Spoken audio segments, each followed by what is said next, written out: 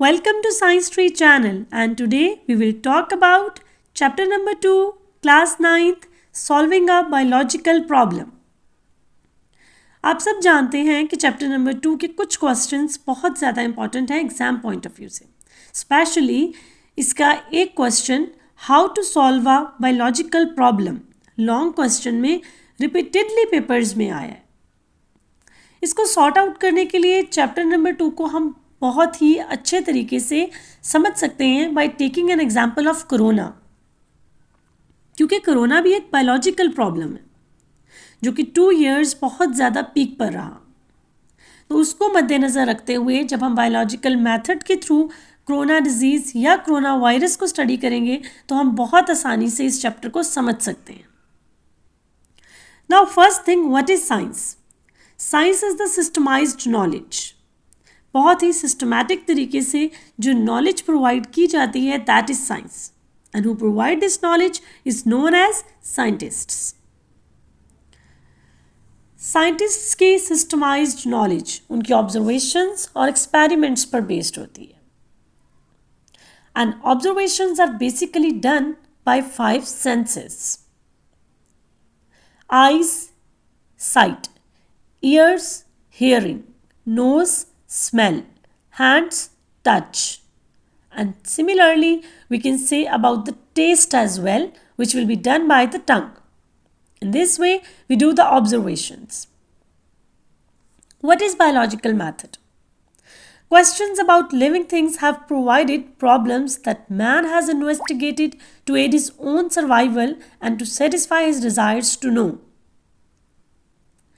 तो वो तमाम scientific methods in which biological problems are solved is known as biological method. इस एक लाइन को अंडरलाइन भी करना है और याद भी करना है. Basically this is the definition for biological method. अब किसी भी बायोलॉजिकल प्रॉब्लम को सॉल्व करने के लिए बायोलॉजिकल मेथड से हमने गो थ्रू होना है. किस तरह से हम बायोलॉजिकल मेथड के थ्रू समझते हैं कि सबसे पहले हम ऑब्जर्वेशंस ड्रॉ करते हैं. We know that in biology new things are being discovered and long held theories are being modified और replaced with better ones. This happens when biologists recognizes some biological problems. तो किसी भी biological problem को हल करने के लिए जो स्टेप्स हम लेते हैं उनमें सबसे पहले ये है कि हमने जानना है what is the problem, recognization of biological problem, और उसके बाद observations, then hypothesis, then deductions. In this way we will solve a biological problem. After drawing the deductions, we will do experiments and then summarize our result. For example, हम किसी भी biological problem को किस तरह से identify करते हैं, तो उसके लिए सबसे पहले हम ड्रॉ करेंगे ऑब्जर्वेशंस. कोरोना वायरस के लिए क्या ऑब्जर्वेशंस हो सकती हैं? हम कोरोना वायरस की मिसाल को इसलिए हल करेंगे क्योंकि ये रीसेंट एक Covid, we can say like it's a recent Covid problem which occurred all over the world. अब बात करते हैं मुशाहिदात की. As the first step in solving a biological problem, biologist recalls previous observations or make the new ones. मैंने आपको बताया है कि observations हम 5 senses से डन करते हैं. Observations 2 तरह की होती हैं, qualitative observations and quantitative observations. अगर हम कोरोना की एग्जाम्पल को समझें तो हम कहेंगे कि क्वांटिटेटिव ऑब्जर्वेशंस में हम मुशाहिदा करेंगे कि कोरोना कितनी तेज़ी से फैला, कितने पर्सन्स को हुआ, कितनी कंट्रीज़ में स्प्रेड हुआ, क्या ये कॉन्टीजियस डिजीज़ थी, ये सब कुछ हमारी क्वांटिटी मेजरमेंट्स में आएगा. और अगर हम बात करते हैं क्वालिटेटिव ऑब्जर्वेशंस की, तो क्वालिटेटिव के अंदर हम क्या चीज़ें नोट करेंगे, गुड और बैड. ये कितना स्प्रेड हुआ, कितनी जल्दी स्प्रेड हुआ, कितना तेज़ी से स्प्रेड हुआ. जब हम नंबर्स को यूज़ नहीं करते बल्कि सुपरलेटिव डिग्रीज को यूज़ करते हैं, लाइक कब, कैसे, कहाँ, गुड और बैड, ठीक है, तो उस वक्त वो क्वालिटेटिव ऑब्जर्वेशंस कहलाते हैं. आपकी बुक में कुछ कॉमन एग्जाम्पल्स दी हुई हैं, लाइक क्वालिटेटिव के अंदर आप कर सकते हैं the freezing point of water is colder than the boiling point. यहाँ पर word colder is representing a superlative degree.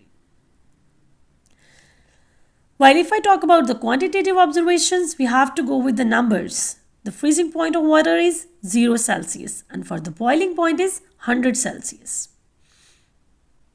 इसी तरह से एक और कॉमन एग्जाम्पल हम इसके समझने के लिए ले सकते हैं। जैसे मैं आपसे कहूँ कि डालडा घी की मेजरमेंट्स बनाने में क्या क्या चीज़ें इसके अंदर यूटिलाइज होती हैं और बनने के बाद the packet which is present over here, how much about it. आप कहेंगे this is 1 kg, so this is qualitative नहीं, दिस इज़ क्वांटिटेटिव ऑब्जर्वेशन। और अगर हम बात करें क्वालिटेटिव ऑब्जर्वेशन की, I will ask Dalda is better और Sufi is better. So in this way I am talking about the qualitative observation. Both are 1 kgs, but I am asking which one is better. So when we talk about good, better, bad or best, it means we are doing the qualitative observations.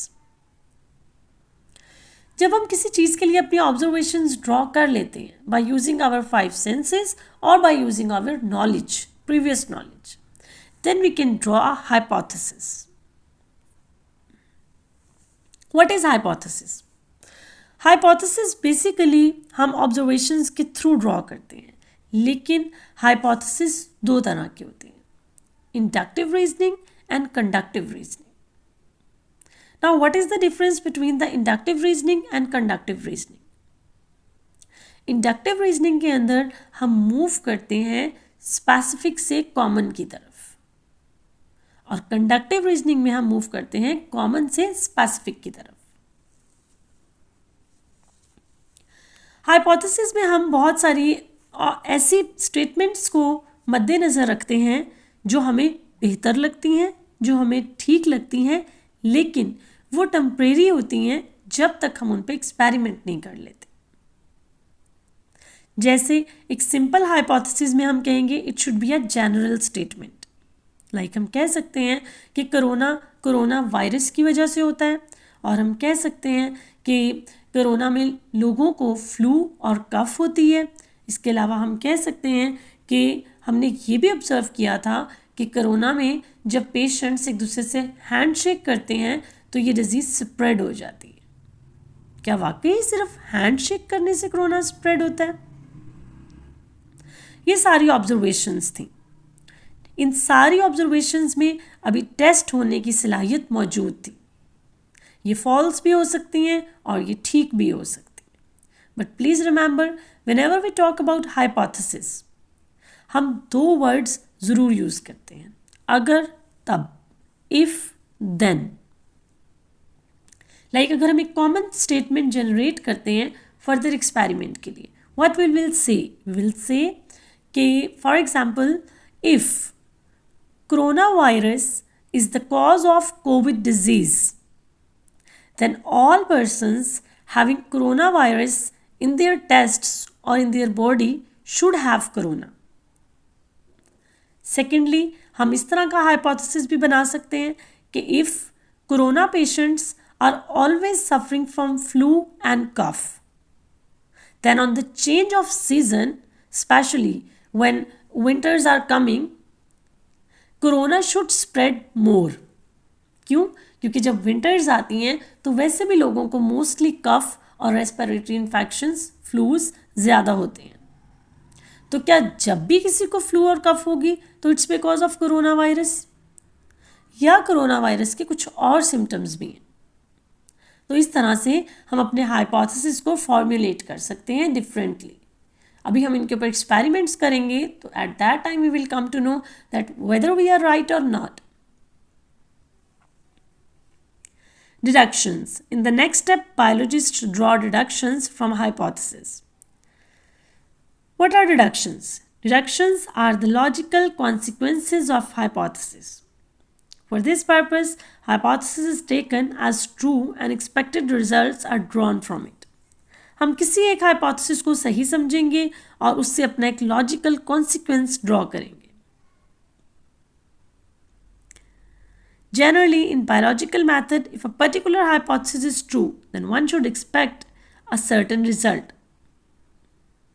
This will involve a use of if or then. तो यहाँ पर हम अपने hypothesis को एक deduction बनाने के लिए उसके अंदर एड अप करेंगे इफ और देन, बिल्कुल वैसे ही जैसे हमने हाइपोथेसिस के अंदर इस चीज़ को क्लियर किया था. After that we will move towards the experiments. Experiments mostly control group और पेशेंट ग्रुप के दरमियान होते हैं. What is control group?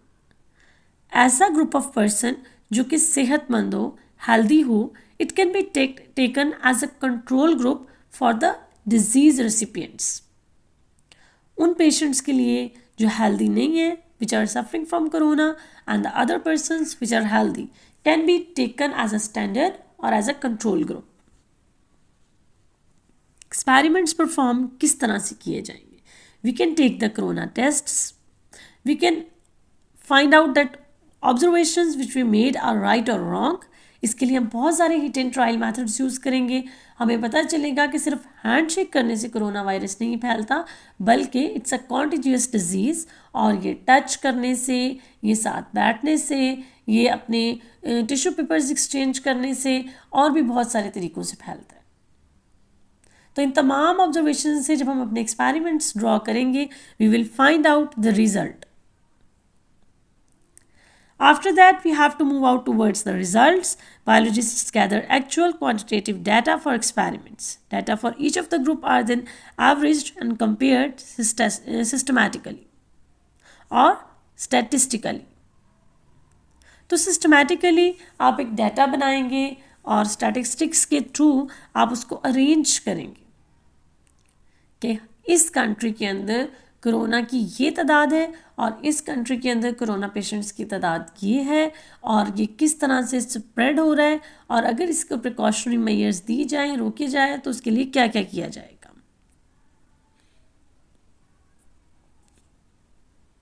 After that जब हम एक कंक्लूजन ड्रॉ कर लेंगे, so at the end we will reporting the results.